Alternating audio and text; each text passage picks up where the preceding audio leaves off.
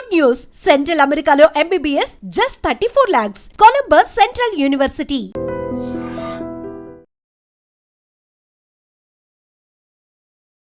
నమస్కారం, welcome to I dream. ధర్మ మార్గం విత్ విజిత కార్యక్రమానికి స్వాగతం.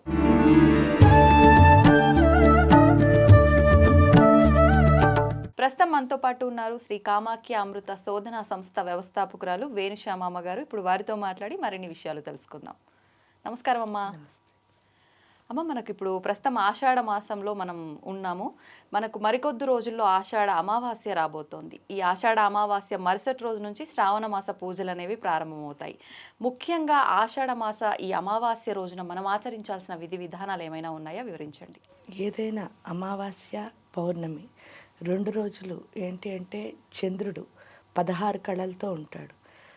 పౌర్ణమి రోజు ఏమిటి అంటే చంద్రుడు 16 కళలు మనకు కనిపిస్తాయి. అంటే ఆ వెలుగులో అది పౌర్ణమి నాటి చంద్రుడు అంటే జాబిల్ చంద్రుడు అని ఇవన్నీ మనం చూస్తాం. ఎందుకు అంటే ఆ 16 కళలు మనకు కనిపిస్తూ ఉంటాయి. ఇక్కడ అమావాస్య వచ్చేసరికి ఏంటి అంటే 16 కళలు కనిపించకుండా చంద్రుల్లో ఉంటాయి. అంటే ఒక విషయం మనం ఎప్పుడైనా చూడండి, మన శరీరంలో అన్ని పార్ట్లు బాగా పనిచేస్తున్నాయి.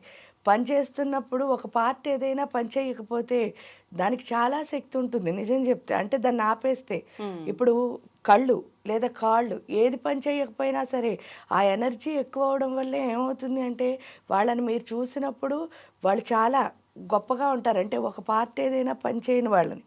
దానికి ఎగ్జాంపుల్ కూడా ఏం లేదు. ధృతరాష్ట్రులు వారికి కళ్ళు కనిపించవు, కానీ గాంధారి మాత వారు ఏం చేశారు అంటే కళ్ళు కనిపిస్తాయి ఆవిడకి, కానీ కళ్ళకు గంతలు కట్టుకుని తన భర్తకు కళ్ళు లేవని చెప్పి తను కూడా కళ్ళతో ప్రపంచాన్ని చూడలేదు పెళ్ళైన తర్వాత. ఆ శక్తి ఏమైంది అని అంటే దుర్యోధనుడికి ఎంతో బాగా ఉపయోగపడుతుంది. ఏంటి అంటే ఆ టైంలో ఆవిడ సాధన చేస్తారు. సాధన చేసినప్పుడు ఏమైంది, ఆ కళ్ళని అంటే ఆ కళ్ళకి ఇంకా ఇంకా అంటే కనిపిస్తుంది ఆవిడకి, కానీ ఆవిడ ఏం చేసింది చూడలేదు. ఆ చూడకపోయేసరికి అక్కడికి వెళ్ళి ఎప్పుడైతే ఈ యొక్క ఆ కళ్ళు కనిపించకుండా ఆపేసిందో కురుక్షేత్ర సంగ్రామం ముందు దుర్యోధనుడికి ఆవిడ ఆ శక్తిని ప్రసాదిస్తుంది. ప్రసాదించినప్పుడే ఆవిడ ఏం చెప్తుంది అంటే మొత్తం ఏమి డ్రెస్ వేసుకోకుండా రమ్మని చెప్తే కృష్ణుడి మధ్యలో అలా వస్తే కనుక ఈయనెవరు ఏం చేయలేరని ఆయనకి తెలుసు కాబట్టి చిన్న మాయ పెట్టి ఆయన బట్టలు కొంచెం వేసుకునేటట్టు చేస్తాడు. అప్పుడు ఏమవుతుంది అంటే ఆవిడ కళ్ళు తెరిచి మొత్తం ఆ శక్తిని అంతా ప్రసరింపజేసినప్పుడు శరీరంలోని మిగతా అన్ని భాగాలు వజ్రకవచం అంటే అంత ప్రొటెక్షన్ వస్తుంది ఆయనకి. అంత శక్తి వచ్చి రావడం వల్ల కురుక్షేత్రంలో ఇంకెక్కడ ఏం చేసినా ఆయనకి దెబ్బ తగలదు. అప్పుడు కృష్ణుడు చెప్తాడు, పలానా చోట అతనికి వీక్, అక్కడ నువ్వు చేయాలి. ఎందుకంటే అక్కడ డ్రెస్ వేసుకోవడం వల్ల ఏమైంది, ఆ యొక్క శక్తి వెళ్ళలేదన్నమాట. ఈ బట్ట అన్నది అడ్డేసింది, ఆపింది. అంటే చూడండి అంత శక్తి అనమాట. అంటే ఒక పని చేస్తున్న పార్ట్ని ఆపేస్తే అదేవిధంగా అందుకే ఏంటి అంటే మంత్ర జపాలు చేయాలి అమావాస్య రోజున. ఎందుకు చేయాలి అంటే మంత్రం వల్ల ఏమొస్తుంది అని అంటే మన మైండ్ ఎప్పుడు ఓవర్ థింకింగ్, అంటే పడుకున్నా సరే ఆలోచించేస్తూ ఉంటాం కదా, చేసేదేవి లేదు కానీ ఆలోచించేస్తూ ఉంటాం. సో ఇక్కడికి వచ్చేసరికి ఏంటి అంటే మంత్ర జపం ఎంత చేస్తామో అంత స్థిరత్వము అన్నది వస్తుంది. అందులో 16 కళలతో చంద్రుడు ఎందుకు ఉన్నప్పుడు మాత్రం ఇంకొంచెం స్థిరత్వం ఎందుకు వస్తుందండి అంటారు. ఎందుకు అని అంటే చంద్రుడు మన మనస్సుకు అధిపతి అవడం వల్లే ఆయన కళలు ఏవైతే ఉన్నాయో అంటే పాడ్యమి విద్య తదియ మీరు చూసినప్పుడు ఒక్కొక్క రోజు చంద్రుడి యొక్క రూపం మారుతూ ఉంటుంది. అంటే ఆ కళ తగ్గుతూ ఉంటుంది, పెరుగుతూ ఉంటుంది. ఇంకా తర్వాత ఫైనల్గా ఇవన్నీ వస్తే ధనలక్ష్మి వస్తుంది. కాబట్టి అదే ధనలక్ష్మి అంటే. ధనలక్ష్మి అంటే కూడా అర్థం ఏమిటి అంటే బీయింగ్ ప్రెజెంట్ అని. ఎవరైతే వర్తమాన కాలంలో ఉంటారో వాళ్ళ దగ్గరే ధనలక్ష్మి అన్నది నిలుస్తుంది. భూత భవిష్యత్ కాలాల్లో ఉన్నవాడికి ఎప్పుడు ధనలక్ష్మి ఎందుకు నిలవదంటే లక్ష్మీదేవికి ఇష్టం లేనిది ఏంటి అంటే ఏడుపు. భూతకాలంలోకి వెళ్ళిన వాడు ఎప్పుడు ఏం చేస్తూ ఉంటాడు, బాధపడుతూనే ఉంటాడు. అందుకని చెప్పేసి ఆవిడకి అసలు అక్కడ అలక్ష్మనే కదా అర్థం ఏడవడం అంటే. అందుకని ఆ కాలంలో ఉండకూడదు. భవిష్యత్తుకు వచ్చేసరికి ప్రతిదానికి టెన్షను. అసలు అమ్మ ఎప్పుడు ఎలా ఉంటుంది, ఎందుకంటే ఆవిడ అంత గొప్ప స్థితికారకురాలు. విష్ణుమూర్తి ఏం చేస్తున్నాడు, మొత్తం ఈ సృష్టిని అంతటిని 14 భువనాల్ని అనేక కోటి బ్రహ్మాండాల్ని పరిపాలిస్తున్నారు ఆయన. ఆ పరిపాలిస్తున్న రాజుగారు రాణి ఎంత బ్యాలెన్స్గా ఉండాలి. సో ఆ బ్యాలెన్స్ మనలో లేదనుకోండి, ప్రతిదానికి టెన్షన్ పడుతున్నాం అనుకోండి, అమ్మకి ఏమవుతుంది, నచ్చదు కదా. అందుకని భూత భవిష్యత్ కాలాల్లో ఉండకూడదు, వర్తమానంలో ఉంటేనే ఎవరుంటారు అంటే ఆ శివశక్తి ఎక్కి రూపిణి కింద లక్ష్మీ అమ్మవారు, దాన్నే లక్ష్మీ కళ అని అంటారు. అంటే లక్ష్మి అంటే నిజంగా ఏంటంటే ప్రశాంతం, తృప్తి అని అర్థం. లేనిదే ఇది ప్రతి ఒక్కరికి ఆ తృప్తి ప్రశాంతం వస్తే చాలు మనం ఎలా ఉంటాం, ధనంగానే అంటే ఐశ్వర్యవంతులమే. తృప్తి లేని వాడి దగ్గర ఎంత ఉన్నా ఐశ్వర్యం కాదు.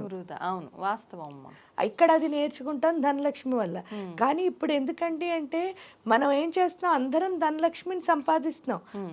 ధనం మూలం ఇదం జగత్ అంటున్నారు, వెళుతున్నారు, సంపాదిస్తున్నారు.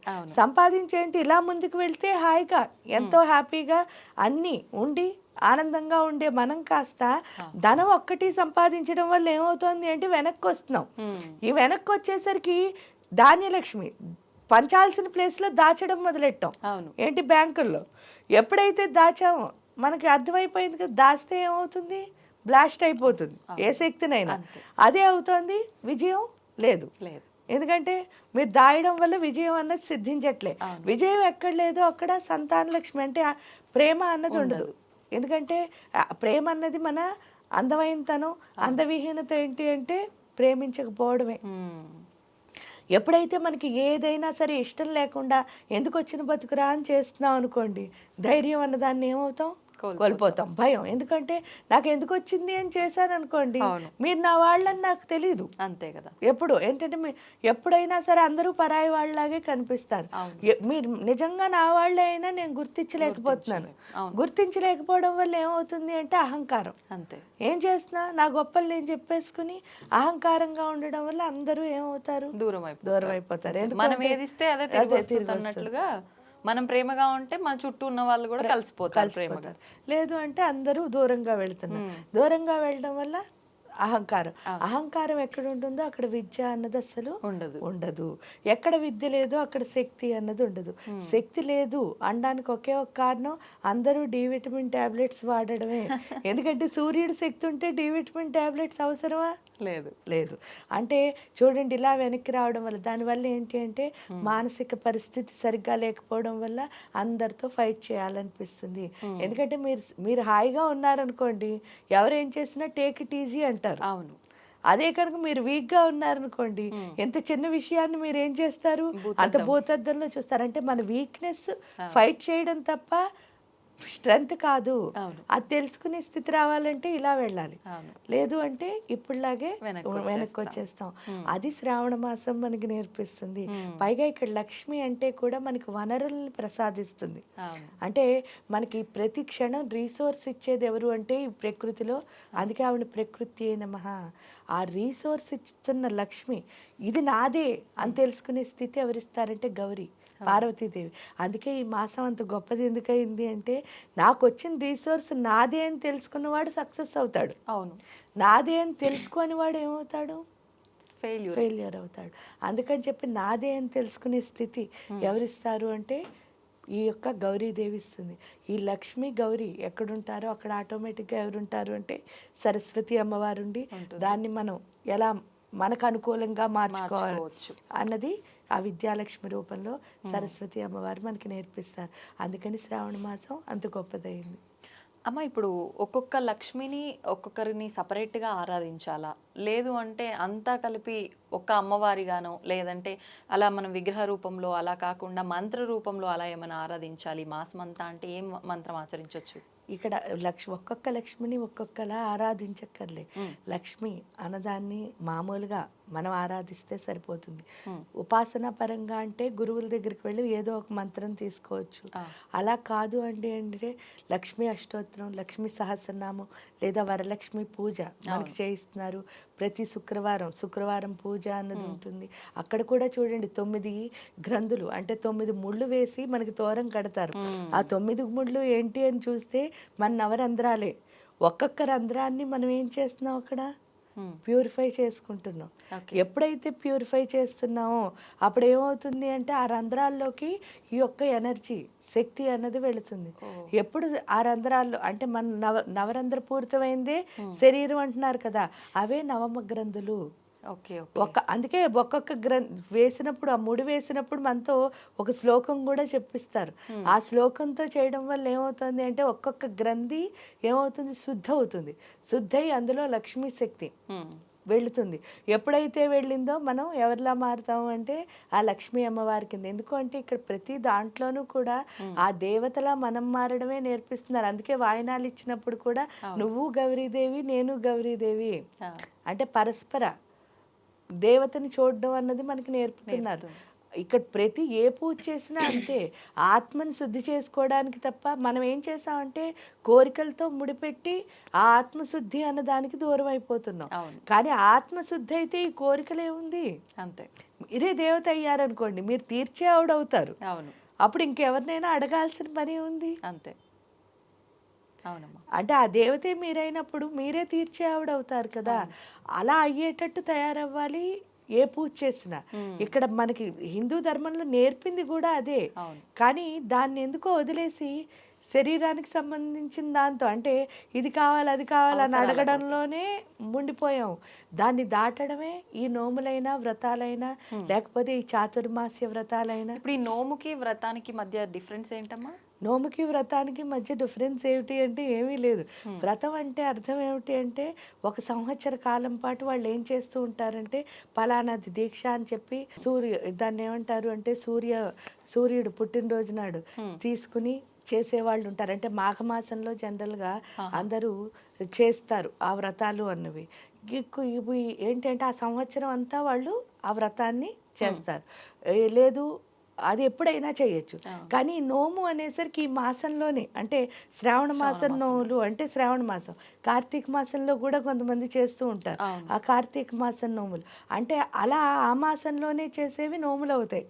ఇది ఏంటి అంటే సంవత్సర కాలంలో వాళ్ళు దీక్ష తీసుకుని ఎప్పుడైనా చేసుకుంటారు ఆ సంవత్సరం. ఇప్పుడు 16 ఫలాల నోములని ఇలా దీక్ష తీసుకుని చేసుకునే వాళ్ళు ఉంటారు. అది ఏంటంటే వాళ్ళు మొత్తం ఎప్పుడైనా చేయొచ్చు, రెండు ఒక్కటే.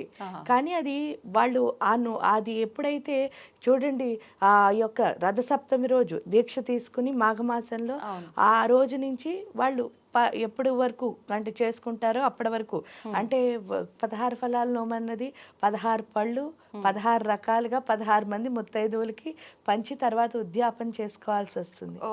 అది ఏమవుతుంది అంటే వ్రతం. ఆ వ్రతం అయిపోగానే అది అయిపోతుంది. కానీ ఇక్కడ నోము వచ్చేసరికి శ్రావణ మాసం నోములు 5 సంవత్సరాలు. ఆ 5 సంవత్సరాలు కూడా ఎందుకు చేయమన్నారో మనం చూద్దాం.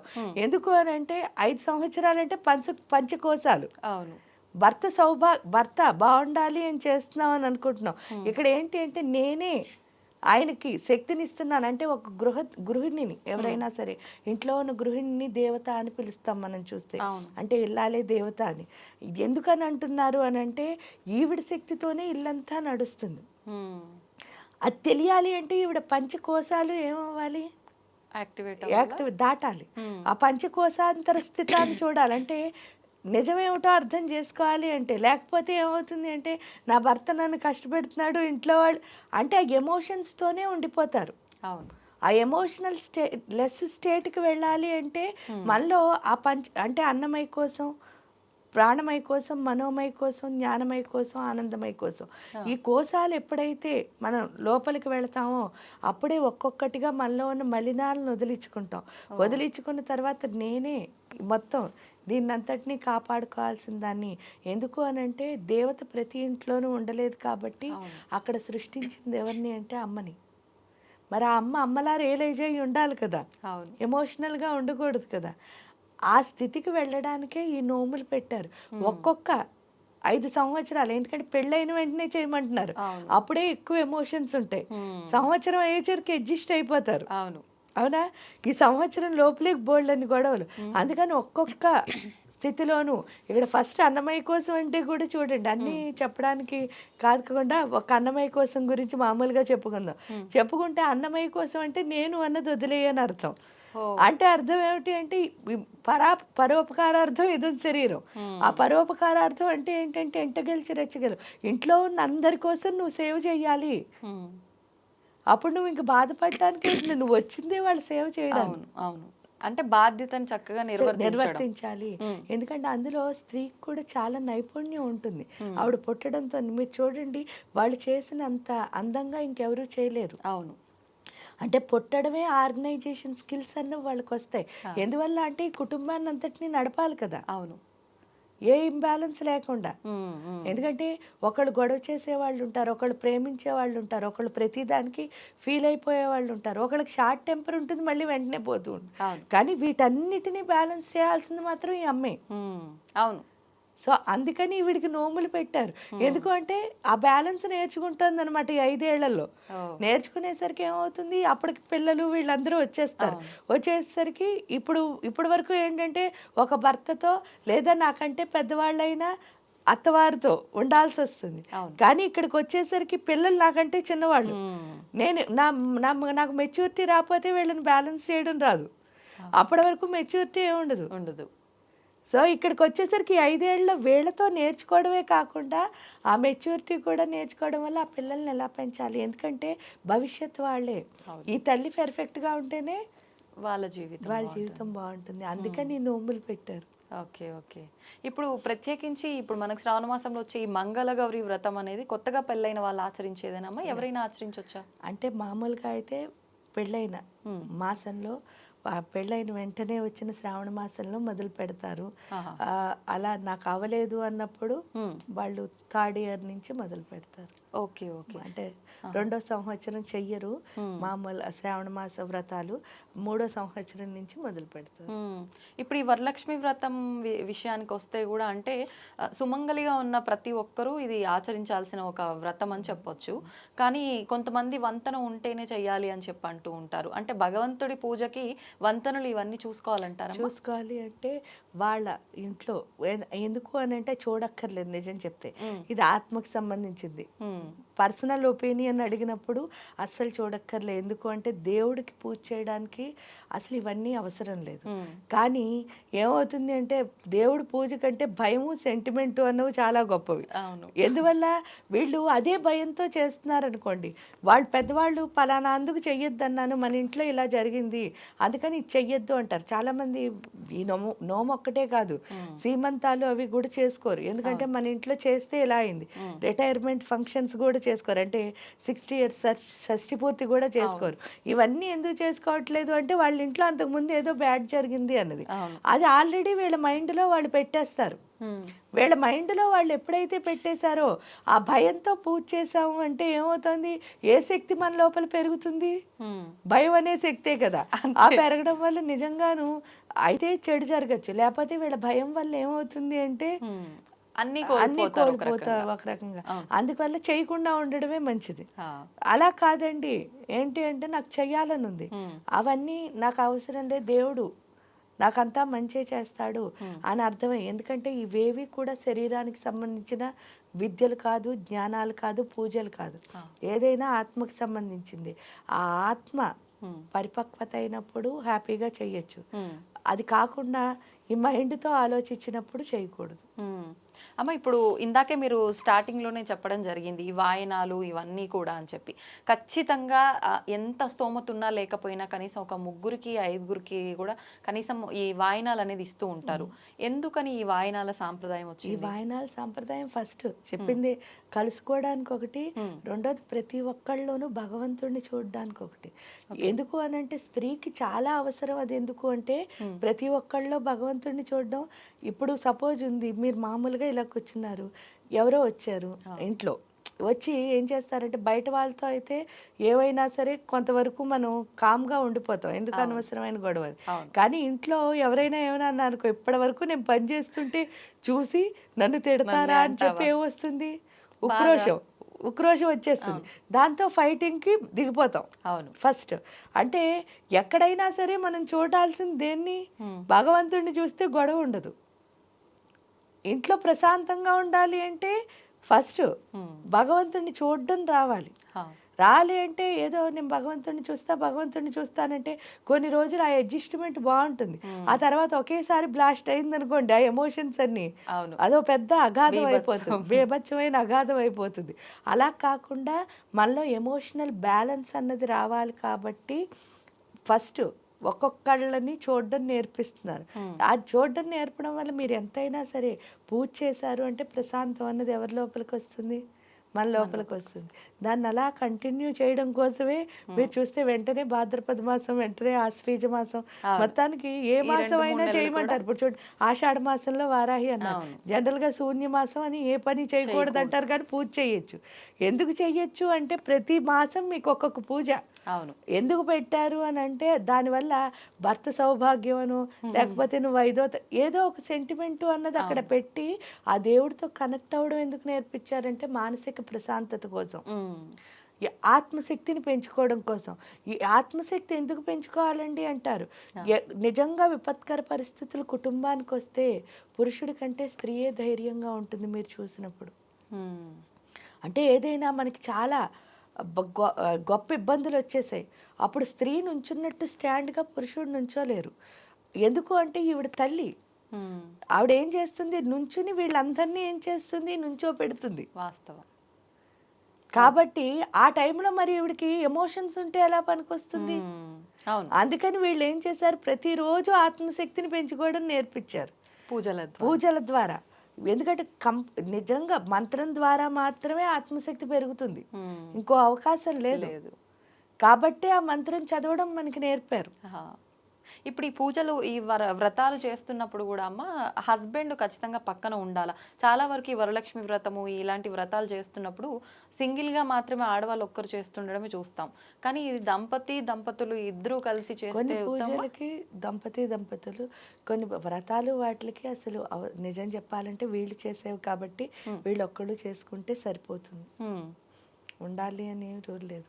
ఎందుకంటే వాళ్ళ కోసం అంటే అందరూ బాగుండాలని చేస్తున్నదే కాబట్టి వీళ్ళొక్కళ్ళు చేసినా ఇది అందరికీ వెళుతుంది కదా. తల్లికున్న స్వభావం ఏమిటి అంటే వ్యాపించే లక్షణం, అంతే వాయువు యొక్క లక్షణం. ఆవిడ దగ్గర ఏమున్నా ఆవిడకి వచ్చింది ఏంటి అంటే రైతులా పనిచేయడమే. కాబట్టి ఆవిడకు ఈ శక్తి వచ్చినా పంచుతుంది, డబ్బు వచ్చినా పంచుతుంది, ప్రేమ వచ్చినా పంచుతుంది. వాళ్ళకి ఉంచుకునే లక్షణం ఎక్కడా లేదు. కాబట్టి తల్లి ఒక్కటి చేస్తే చాలు, ఇల్లంతా బాగుంటుంది. అట్ ది సేమ్ టైం పిల్లలకైతే ఖచ్చితంగా ఎందుకు నేర్పించాలి అంటే మీరు నేర్పిస్తేనే నెక్స్ట్ వాళ్ళ కుటుంబాన్ని వాళ్ళు చక్కగా చూసుకోగలరు. కాబట్టి సంతోషం అమ్మా, చాలా మంచి విషయాలు తెలియజేశారు. శ్రావణ మాసం యొక్క విశిష్టతను కూడా చాలా చక్కగా వివరించారమ్మా. ధన్యవాదాలు. అవుతూనే శివలింగం సరే దాన్ని అట్లా కప్పేసేయండి, చూపించదండి. కృష్ణ ఇస్ దేర్, మూర్తి పూజ కాదు, సాక్షాత్ బ్రజేంద్ర నందన భగవాన్ ఉన్నారు మూర్తిలో. ఏమీ ఆశించకుండా ఆరాధించే వాళ్ళు కూడా ఉన్నారా ప్రభుజీ? నిజమైన భక్తి అంటే మనకు తెలియదు కాబట్టి